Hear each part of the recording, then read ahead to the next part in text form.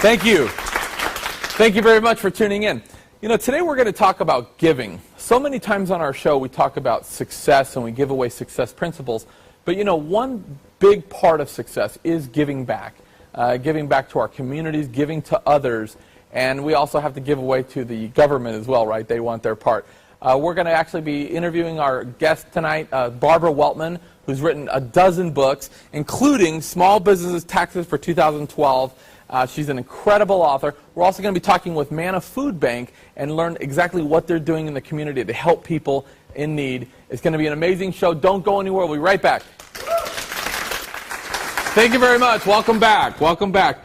My guest tonight is actually Barbara Weltman, who's a very successful entrepreneur. I actually had the privilege to see Barbara speak earlier today, and she's a tax attorney and a very sought-after speaker on not only taxes but home-based business and small business arena. She talked earlier today about funding, helping companies acquire funding, which many people need in these times. And she's written about a dozen books, including The Idiot's Guide to Home-Based Business. And her new book here is J.K. Lasser's Small Business Taxes 2012. It's already sold over 200,000 copies. Please give a warm welcome to Miss Barbara Weltman. Hi, Bob. Good to have you. Thank you. Pleasure to have you. Thank you so much for coming, Barbara. I know you've been on a plane all day from New York City. Right. So Barbara's coming from all the way from New York. And let me ask you a question. The new book here is doing very well. I looked at the first glance, I said 200,000 copies. Okay, that's a lot of copies. I'm like, wait a minute. We're still in 2012. So yeah, this is for the 2011 tax return, but taxes for small business is really a year-round thing, and so these are the tax rules through this year. I gotcha. Now, I have to ask you this because you're so up on this. This week is actually Small Business Week in Congress. And tell our viewers just a little bit about what that means. What it means is that they're celebrating small business in Washington, D.C. The Small Business Administration and other agencies are giving awards to businesses that have been selected for excellence.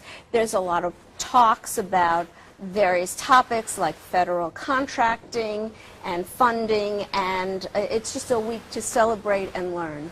Well, we know that obviously small business drives the economy, and a lot of the big conglomerate companies, you know, what they can, you know, what the small guy can sell his product for or buy his product for, a lot of times these big companies, they can sell it for less because of the volume, and it's a great thing that they're doing. I hope it works out the way it's supposed to work out. I'm glad that they're mentioning getting funding. But tell us what's happening in the world of business taxes right now in regards to small business. Well, this is a very precarious time. There's a great deal of uncertainty. More than 50 provisions expired at the end of 2011. We don't even have extensions for 2012 in place yet. There's a lot of wrangling going on in Congress, politically. Wrangling is a great word. Yeah, and we're poised for what people are referring to as Tax-mageddon, which is the fact that at the end of 2012, the Bush-era tax cuts expired, so rates are set to spike. A lot of favorable rules will disappear. The payroll relief will go away. Estate tax rules will become much more harsh than they are now. And we're already in the 5th month of the year, and Congress hasn't done anything yet. Yeah. Well, and you know, I mentioned, I like the word Tax-mageddon. Is that what you said? Yeah, I didn't make up the term. That's pretty scary. Somebody's been, Do you hear that? Tax-mageddon is coming. We need to talk to Barbara. I love that. Now, I know that you have written, I got on your website a few weeks back, and I saw just so many books. I'm actually in the process, a lot of people know, of putting out a book this fall, and the process is really a difficult thing, to sit there and you have to find the focus. Tom knows this. Yeah. And I don't know how you find the time or the focus and discipline, but you've written so many books. And why another one? I mean, I know that laws are changing all the time, but you have this new book here. It's doing extremely well. You've written a lot on taxes and also a lot of small business, so you're definitely qualified to comment on what's happening right now in Washington. But this book it's pretty thick. There's a lot of stuff in here. But what was who needs to check this book out? What are a couple of main things in here that people got to know? the point is that small business owners, most of them do use tax advisors, CPAs and such, but you can't run your business calling up your CPA every day. You have to make tax-wise decisions.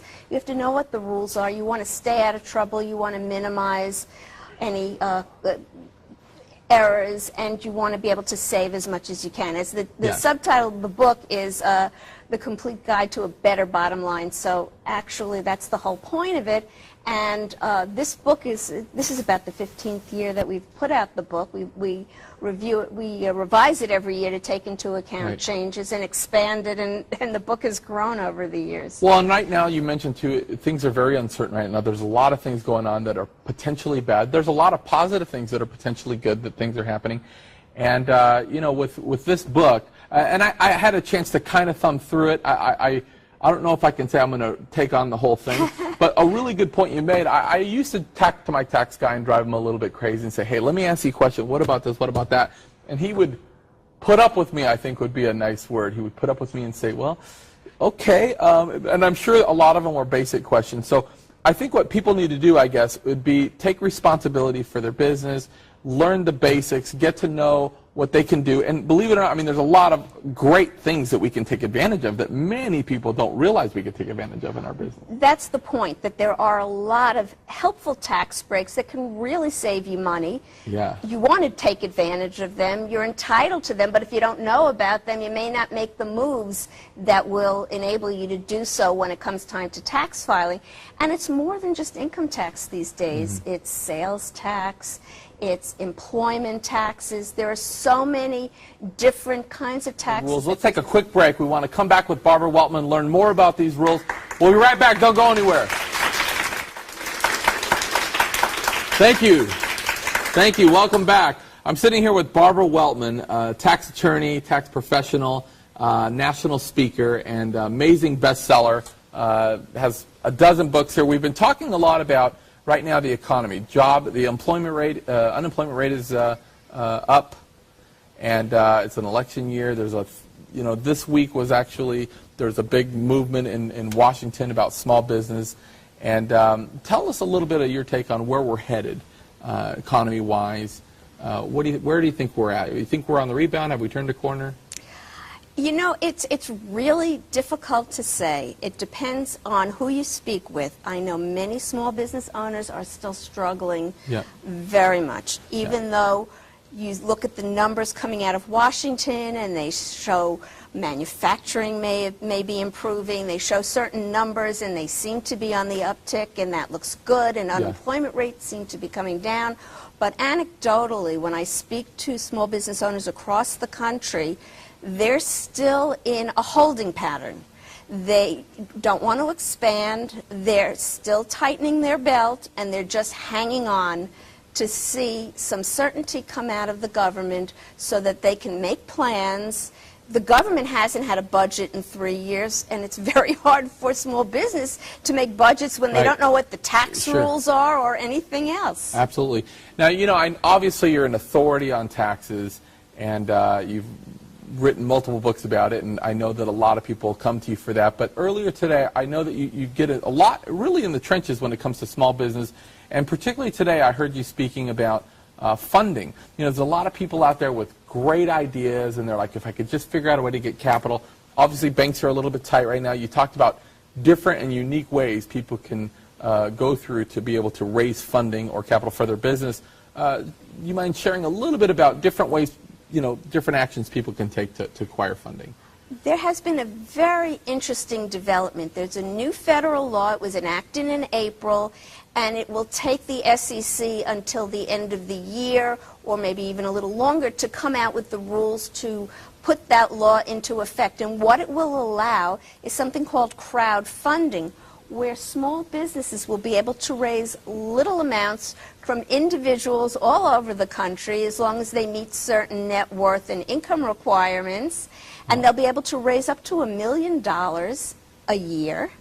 And the good thing is that they will not have to go through the stringent SEC requirements, like going public, like big companies. So this is a really amazing opportunity that's going to go into effect. Now, until that goes into effect, and one of the opportunities that has been existing for quite a while is a different kind of crowdfunding where if you have a very interesting idea for a business, you can solicit through various websites contributions. They're not equity like the new law will permit.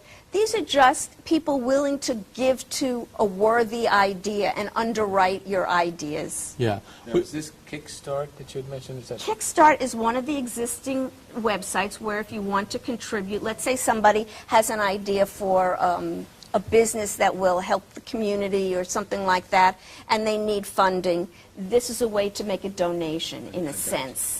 Right. It's not a charitable contribution, but it is a contribution to a good idea with no idea of getting anything in return. Now, also today, you mentioned the importance, and I really want to drive this point home because it's something that doesn't cost any money, something that's smart, and something that I believe all small business owners need to take advantage of, and that is Dun & Bradstreet, a Dun rating.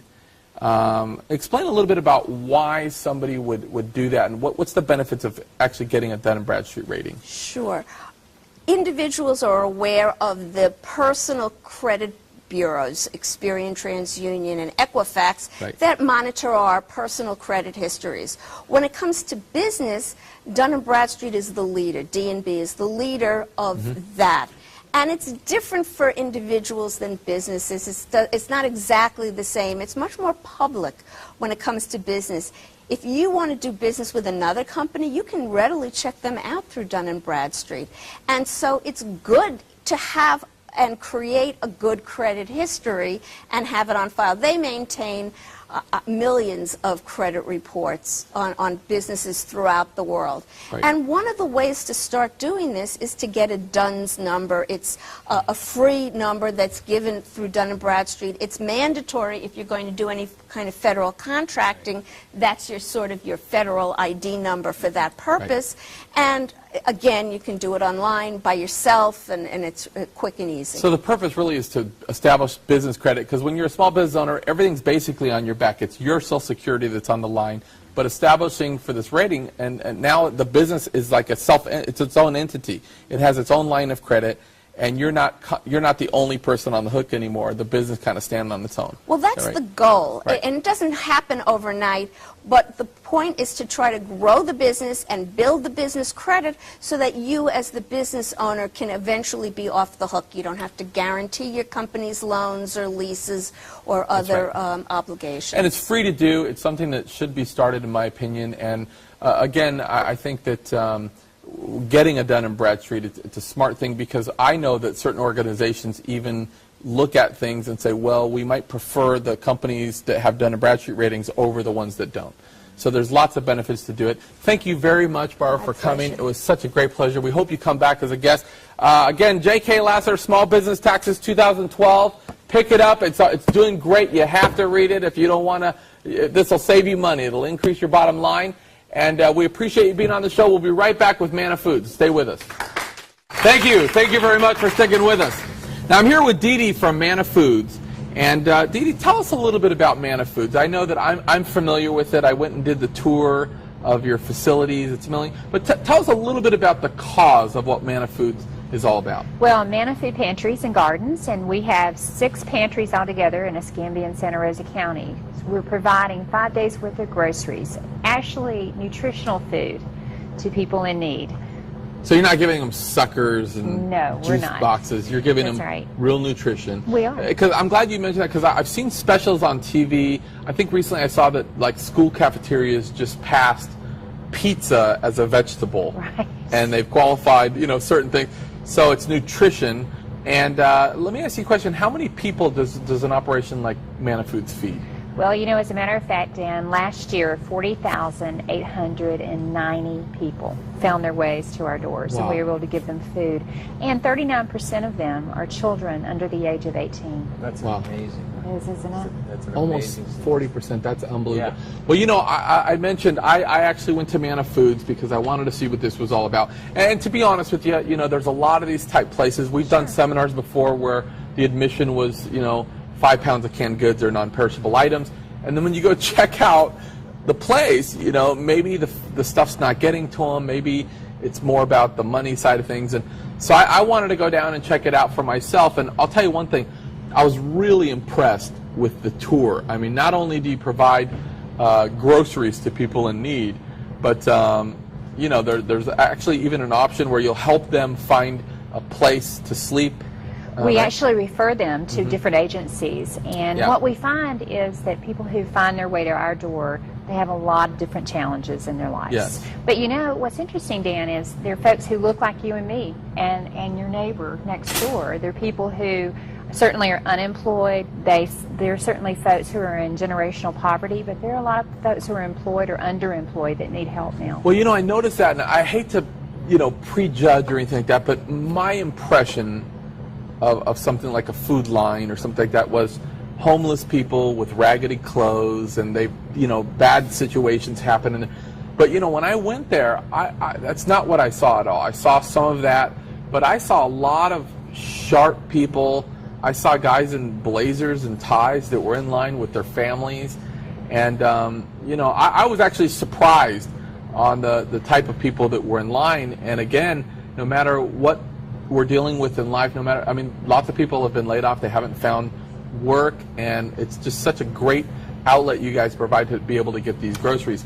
Now, when I was on the tour, I do remember too that you not only provide groceries for people in need, but also you grow a lot of your groceries. Is that right? We do. We have actually about 3/4 of an acre that we grow various produce. Last year we had about 4,000 pounds of produce. Wow. And that doesn't sound like a lot, but when you think about it, that's greens. That's when you're huge. talking That is. produce. You can really appreciate that. I know. You know, my daughter and I just built a 4x4 in the back, and because we hadn't done it as a garden for my little 8-year-old.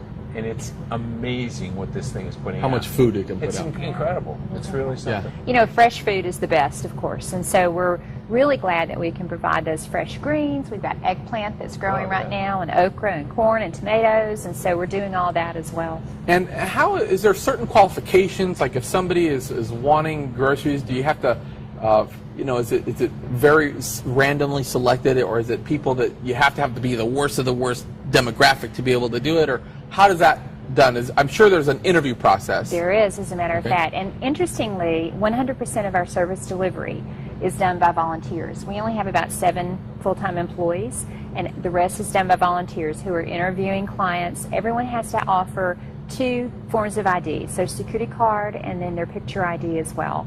And then the volunteers sitting down with them and talking with them about what's brought you to our door today. Why are you here? And we're doing that because we're trying to understand how we might be able to refer them to other agencies. Sure. And we're also trying to figure out if there's some kind of prediction that we can do for what might happen in the future. You know, I'd love to have my crystal ball, but I don't have that, of course. But if I can find out why people are coming to us, if we can see trends, and it helps us to know maybe what to expect. Now, as I said, there are certainly folks who come to us that are in generational poverty, but you know, there are a lot of folks who are in situational poverty, where they just lost their job. It's a tight pinch. You're in this tight spot. Exactly. And you know, looking at them, you might go, well, they don't need your help. But when you find out that you have a paralegal who had unexpected medical bills, and she suddenly had to choose between paying her medical bills or buying food, to her credit, she paid her medical bills, but she had no food in the house for 2 days before she found her way to our door. Wow. So it really varies on who receives our help. We also can only help someone a maximum of 4 times a year, too. So it's not as if someone can come to us time and time again. Live on the system. Right. I mean, obviously there is people out there that try to beat the system. I remember there was one of the singers that's very popular, and he was bragging, a rapper, that he was a millionaire, but he still got food stamps, he still got this, because they can. And so instead of people being able to manipulate the system, you know, it's providing groceries for people X amount of times a year, for people of all different genres, whether it be, you know, generational poverty or just a tight spot, you lost your job, you need that extra couple of months to make it. Wow. And it's non-denominational. Absolutely. So really, right. And we're the largest distributor of USDA commodities as well in the region. In fact, a couple of things that make us a little different from most other pantries is, one, we focus on USDA standards for a healthy diet. It would be a lot easier if we just took whatever came in, because we get a lot of suckers that come in, and so it would be great if we could just put anything in the bag. but we're committed to quality, not just quantity of what we're giving our clients. You mean suckers, you mean like candy and stuff. Yes. So you could just bring those like to my office if you Oh, wanted good. to. That's good to No know. sense having it clutter your place. Just, I'll give you my address. Okay, He's a great. doctor, too. Yes, Can I you know. believe This is Yeah. scaring Oh, me. it's a No. doctor. You see behind the scenes how it really is. I'm a doctor. Trust me, I'm a doctor. Well, one thing that really struck me when I did the tour is we were going through the warehouse, and they were so precise on counting out exactly. They were weighing everything. They were inspecting the quality of things, you know, even dented cans or things like that. They were, you know, there was a procedure for everything. So it's not just, hey, here's a bag of stuff. We don't know what in there. You got some stuff that, you know, lima beans and stuff that people normally don't need. Here you go. But they really take into consideration not only nutrition, but what people would like. They actually try to pair together things that would go together so people can actually cook healthy and have something that's good for them and tasty. Yeah, thank you for noticing that. We Yeah. really put a lot of effort into that. It We shows. put, you know, pasta with spaghetti sauce, and we put beans with rice, and we put canned tomatoes with the beans and rice. So we're trying to Yeah. help people to understand how to stretch the food that we're giving them. Well, and it's so important to fill that normalcy too. You know what I'm saying? When you've fallen on hard times, you've lost your job, and then you know you already feel like, gosh, look at what you already have a low self-worth. And now you're eating this with this food group and this food group and trying to put ketchup on it. Right. You know, I was in that situation as a young guy, and it just doesn't make you feel very human. Yeah. And so doing that, I'm sure it's much appreciated. How can we get involved? I mean, we know you do so much for the community. I mean, what can people do in our viewing audience to get involved and help Mana Food? Wow, there's a lot of different ways, really depending on, you know, what you want to do. Now, I'll tell you that all our funding comes from private donations and grants and from corporations. So we're always in need of support, whether it's through cash donations that we then take to run our operation, or whether it's through donations of food. And you can visit our website at manafoodpantries.org. You can call us at 850-432-2053, and you can volunteer. You can come down. See, Doc, you can come down and volunteer. Take the suckers out. That's right. You can help us sort cans Sort and the get cans those out. groceries ready to be given out. Well, a very dear friend of mine is a volunteer down there, Becca. She brags about you guys all the time. I've, like I said, been down there personally. It's an amazing operation you guys have. And again, is it better? I mean, I know you take canned goods, non-perishables, different food items, and then also, of course, donations in the form of money. What's preferred? Because I've actually done seminars before where the admission was 5 pounds of canned goods, and from what we can buy them from at the grocery store to maybe the connections that Mana has, is it better in the form of cash donations? It really is, Dan, and I'll tell you why. Because with cash donations, then we can take that and we can purchase exactly the food we need at the time that we need it. For example, right now, we don't have any canned tomatoes or canned fruit. We have a shortage of those. So we just bought a shipment of canned tomatoes the other day. We bought probably 3 pallets of canned tomatoes that we need.